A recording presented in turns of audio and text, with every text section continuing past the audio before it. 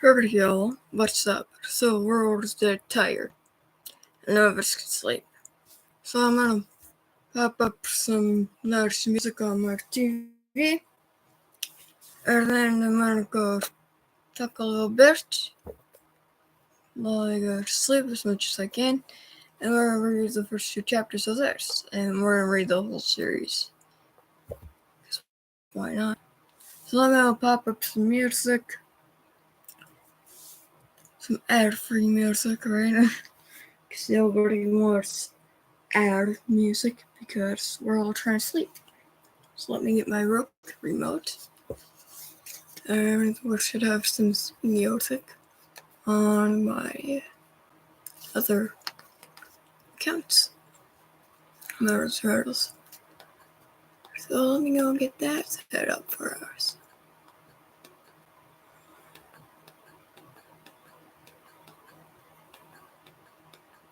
I can find it. So, my day's been going good. How about yours? Because I hope so, because mine's kind of going good. Or kind of, I mean pretty good, because I've had nothing else to do. What else to do except to chill?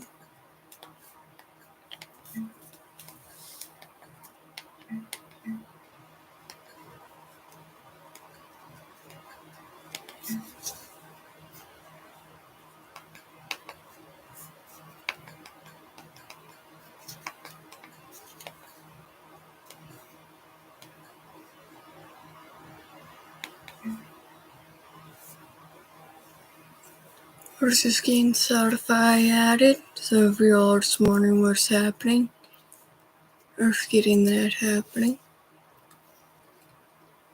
Because we're all sleep deprived and none of us really can sleep. As you can probably tell to my podcast. And you can clearly tell I'm not putting a lot of bright light.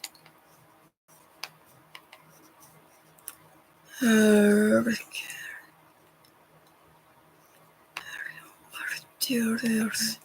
Thank you very much.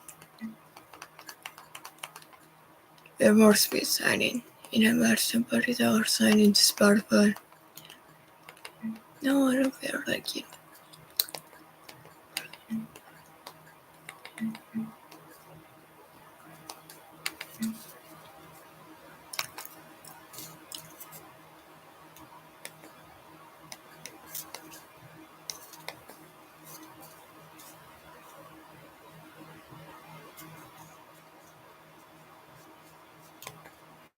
I just heard those words where it says, it's ad-free. Yeah, right, it's ad-free. It's all tested. I can't really mute this if it is ad-free.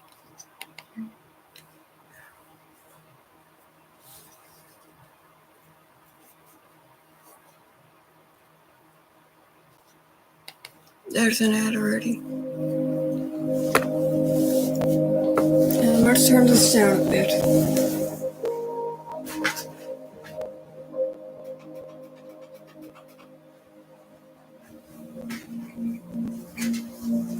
Okay. Now it all got pretty chill. So, now what I'm gonna go ahead and do is go ahead and talk to you guys. 4 minutes is trying to get everything set up. But, yeah. I'm gonna try to do this for about an hour or two. And just talk to the camera even though I have no viewers. I don't really care. I know later on people will find this stream and they'll love it. It might knock them out. I've tried countless streams. They fail. But I have such a monotone voice and not much of a daily life. It's mostly chaotic. But yeah. So, let's talk about Door for Heaven. Nothing dramatic because we don't want our anxiety to build up. We hit those nice delta waves so we can just sleep. I can feel my body hitting the zen. That's pretty good, because I naturally fall asleep around 12 o'clock. How about you? When do you naturally fall asleep? Because I hope I can knock you out about that time. I've tried some mushrooms that are made to help you sleep, but it doesn't work. I was thinking about filming this on my phone, but then I'm like, I don't want to, because I felt no reason to really do that. It's like, why do that if I don't have to? So yeah, modeling stores, I don't have much. Our life isn't that interesting. Well, obrigado, this is striking anxiety into you guys, but I gotta go to the doctor tomorrow and get my shot for my birth control and all that. Which I don't like shots. I hate shots because I'm really scared of them. Ever since I was a kid, I hated shots. Now I'm kind of more numb to them, or kind of used to them, but I always bruise thanks to shots, so I'm not looking forward to it. But yeah, that's basically my tomorrow. I'm gonna film a couple YouTube videos. And what I had to set up my other phone, this phone, for my alarms. There's no alarms right now. And this one is just my fun phone. It's from 2010s. Well, I'm not showing you the screens because they might turn on and I don't want any blue light as much as you might be already exposing yourself to. So, yeah, I gotta go to the doctor tomorrow. I'm gonna wear these yellow pants with this nice cardigan and a shirt like this, but it's gonna be more of a, what's it called? Turtleneck on top. So, I'll be a fun little outfit to wear because I gotta get my birth control shot. Actually, I don't like birth control shots. But yeah, I know I don't got people with me to listen to, but yeah, I don't got my cat either. She hasn't came up yet. I don't think she will come join us, but who cares? We're just vibing together, trying to get some nice stealth waves and knock out. Because we're all just dead tired. I was thinking about reading Huckleberry Finn, if you guys want, or I could read Tom Sawyer's Adventures also. Because those are some nice children's books. I have a book from the 1980s and one from the 1970s. Yeah, that I can read to you guys. So, that'll be fun. Probably. I don't know. I'm not much of a person that does podcast type things. This will probably become my own version of a podcast. Live streaming late night videos with the YouTubers and just talking to them about how it sucks not being able to sleep and chatting with them until they all fall asleep. Because why not? We all need sleep. It's vital. If you're wondering what the noise was, if you could hear that all the way downstairs, it's my parents. But yeah, yes, I do love my parents, so gotta keep it pretty calm at night also because their mom's a night owl like me, but she knocks out early, around 8. Dad knocks out around 9, 8 o'clock. I knock out around 12, 1 o'clock in the morning. So yeah. I can tell I get tired. I don't get tired around this time, but then I get a boost of energy. So, we'll see what happens. I haven't taken my night pills yet. But yeah. I got this nice book on Florida Splatter.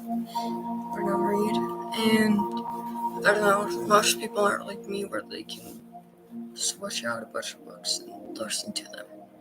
So, I was trying not to do that, but I might switch books when I'm really bored of reading one book, and I'll switch back into it when I'm not that bored of a book.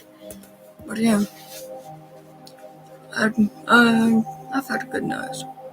I got my chores done that I need done. I was just chilling in bed, having fun. That's about it. Yeah, about it. I don't really know what else to say. I might have to write a script for this. I'm gonna use a teleprompter. I might have to. Oh, I don't usually script my stories. Yeah, I really don't. I don't find a point in scripting. But yeah, if I have to, I will, because I don't really know what to say. So we'll just read the book next, and I might not get this to an hour, I might get it 30 minutes at tops. But I'll just say I tried. So, this is book 1 of Laura Ingalls Wilder. There's 10 books. I know most people think there's 9, but there's actually 10. Oh my gosh, it's actually ads. I'd guessed it. There's this Water League went ahead and did this because I didn't want ads. Go ahead and skip the ads. So I thought it was not ad 3. I'm gonna go ahead and sign in for Spotify on my phone. And then I can listen to Spotify. Yes, this phone has Spotify on it.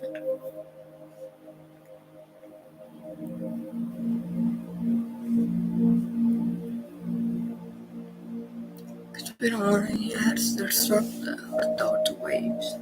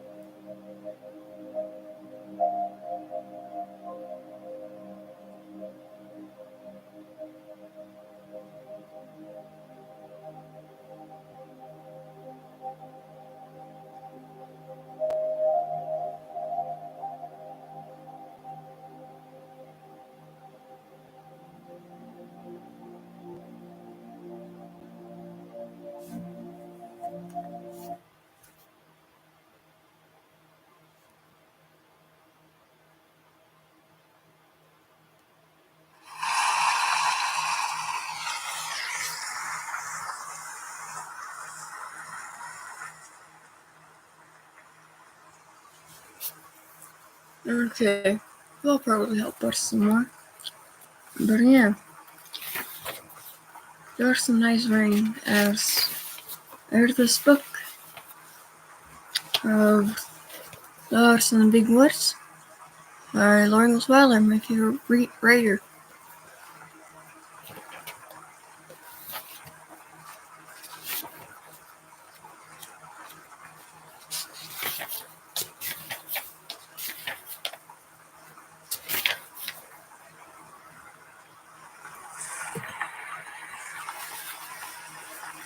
The House in the Big Woods. Once upon a time, 60 years ago, a little girl lived in the big woods of Wisconsin, in a little gray house made of logs. The great, dark trees of the big woods stood all around the house, and beyond them were trees, and beyond them were more trees, as far as a man could go. To the north, in a day, or a week, or a whole month, there was nothing but woods. There were no houses.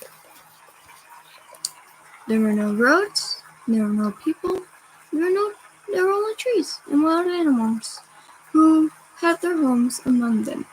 Wolves lived in the big woods, and bears, and huge wildcats, muskrats and mink, and otters lived in the streams.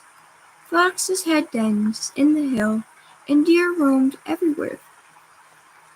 To the east of the log house, and to the west, there were miles upon miles of trees, and only a few little log houses scattered far apart in the edges of the big woods. So far as the little girl could see, there was only the little house where she lived with her father and mother, her sister Mary, and baby sister Carrie. A wagon track ran before the house, turning and twisting out of sight in the woods, where the log wild animals lived, but the little girl did not know where it went, nor what might it be at the end of. The little girl was named Laura. She called her father Pa and her mother Ma.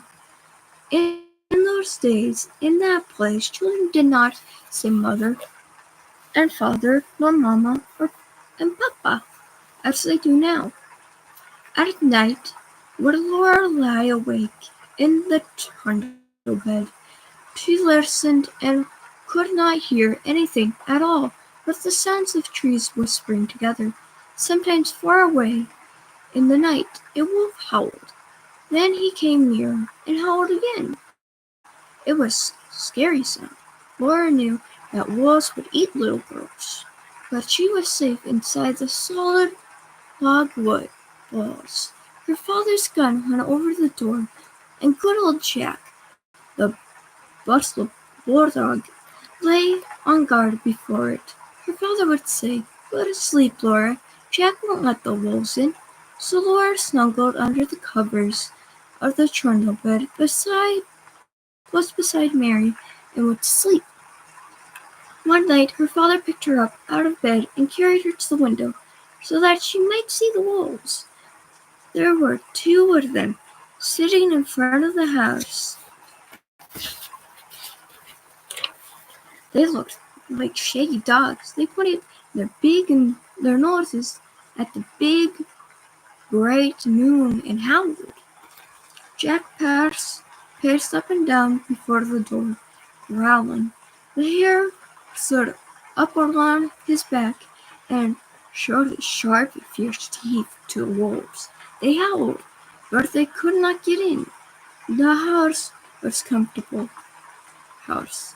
Upstairs there was a large attic, pleasant to play in when the rain rumbled on the roof. Downstairs was a small bedroom. Out of the big room, the bedroom had a window that closed with a wooden shutter. The big room had two windows with glass in panes, and it had two doors, one in the front and one back door. All around the house was a crooked rail fence. It kept bears and deer away. In the yard in the front of the house were two beautiful oak trees. Every morning, as soon as she was awake, Laura ran to look out of the window, and one morning she saw in each of the big trees a dead deer hanging from a branch. Pa shot the deer the day before, and Laura had been asleep when he brought them home at night and hunted them in the trees, so the wolves could not get the meat. That day, Pa, Ma, and Laura Mary had fresh venison for dinner. It was so good that Laura wished they could eat it all, but most of the meat must be salted and smoked and packed to be eaten in winter. For winter was coming. The, the days were shorter and frost crawled up the window panes at night. Soon snow would come. Then the log house would be almost buried in snowdrifts, and the lake and streams would freeze. In the bitter cold weather, Pa could not be sure of finding any wild game to shoot for meat. The bears would be hidden away in their dens, where they slept soundly all winter long. The squirrels would be curled in their nests in hollow trees, with their furry tails wrapped snugly around their noses. The deer and the rabbits would be shy and swift. Even if Pa could get a deer, it would be poor and thin, not fat and plump as deer are in the fall. Pa might hunt alone all day in bitter cold in the woods covered with snow, and come home at night with nothing for Ma, Laura, and Mary to eat. So as much food as possible must be stored away in the little house before winter came. Pa skinned the deer carefully and salted and stretched the hides. where he would make soft leather of them. Then he cut up the meat and sprinkled salt over pieces as he laid them on a board. Standing on end in the yard as a tall length cut from the trunk of a hollow tree. He had driven nails inside as far as he could reach. From the end, he stood it up and put a little roof on top. A little cut and cut a little door on one side near the bottom, on a piece that he cut out of fastened leather hinges. Then he fitted into place, and that was the little door with sparks still on it. After the deer meat had been salted several days, Pa cut a hole near each end of the piece and put a string through it. Laura watched him do this. Then she watched him hang the meat on the nails of the hollow log. He reached up through the little door and on the meat on nails as far as he could reach.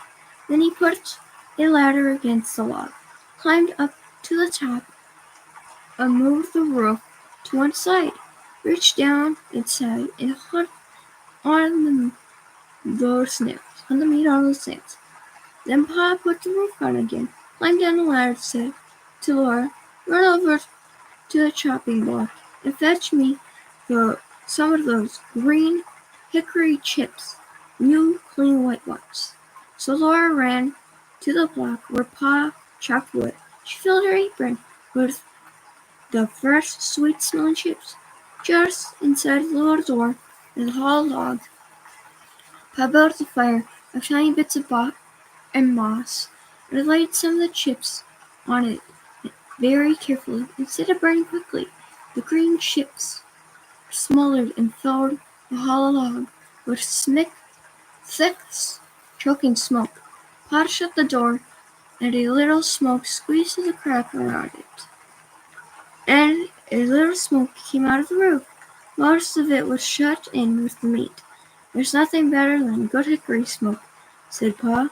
"That will make good venison, and that will keep away anywhere in any weather." So,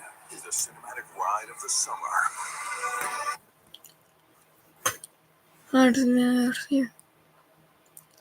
That sucks.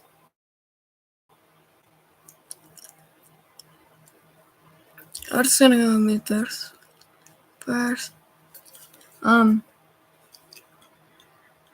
Then he took his gun and swinging his axe on his shoulder, he went away to cut down some more trees. Laura and Ma watched the fire for several days, where the smoke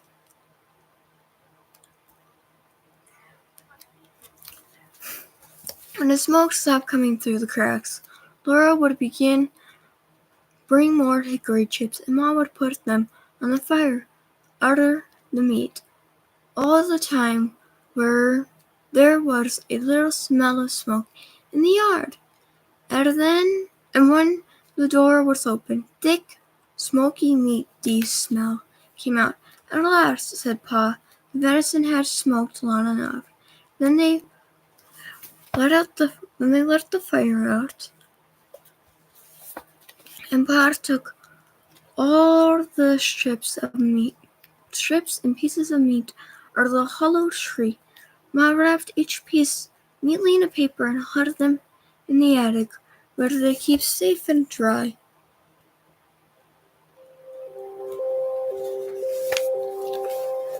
One morning, Pa went away before daylight with the horses and wagon, and that night he came home. That was pretty loud. Where was that voice? Horses and wagon, and that night he came home with a wagon load of fish. The big wagon box was piled full, and some of the fish were as big as Laura. Pa had gone to Lake Pepin and caught them all with a net. Ma cut large slices of flaky white fish, without one bone. For Laura and Mary, they all feasted on the good fleshy fish. All they did not eat flesh was salted down in barrels for the winter.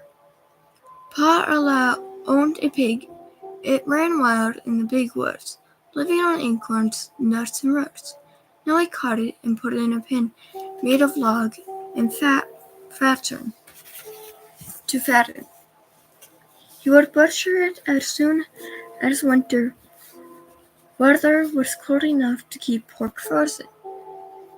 Once in the middle of the night, Laura woke up and heard the pig squealing. Potter jumped out of bed, snatched his gun from the wall, and ran outdoors. Then Laura heard the gun go off, once, twice. When Pa came back, he told what happened. He had seen a big black bear standing beside the pig pen.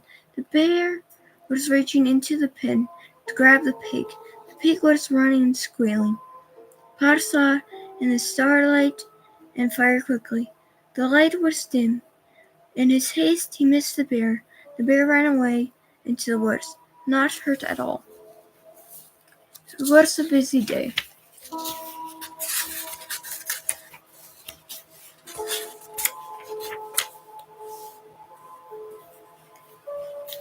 I'm going to finish this 2 pages of my episode tonight. It was a busy day with so much to see and do.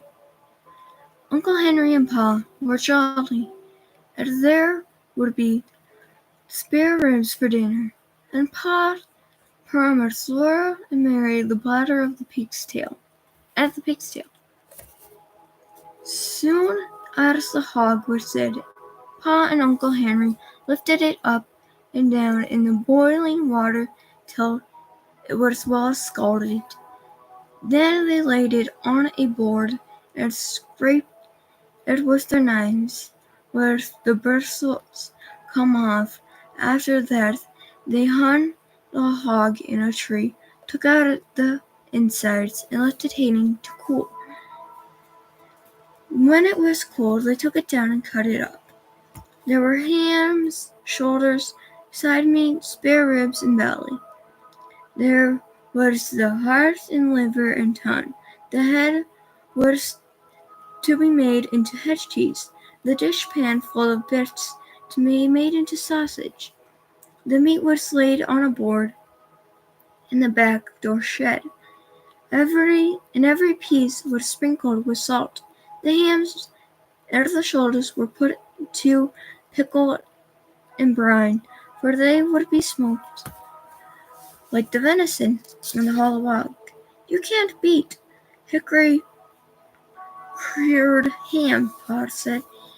He was blowing up the bladder, made it into a little white balloon, and tied the end with string and gave it to Mary and Laura to play with. They could throw it in the air and bat it back and forth with their hands, or it would bounce along. And that's where we're going to go ahead and pause for the night. So, I hope that you enjoyed. Maybe getting some nice sleep. Maybe not. But for the next time, I'm going to go ahead and write a little teleprompter story and read it off. Or then I'm going to go ahead and read some more of that chapter for you guys. So bye, y'all.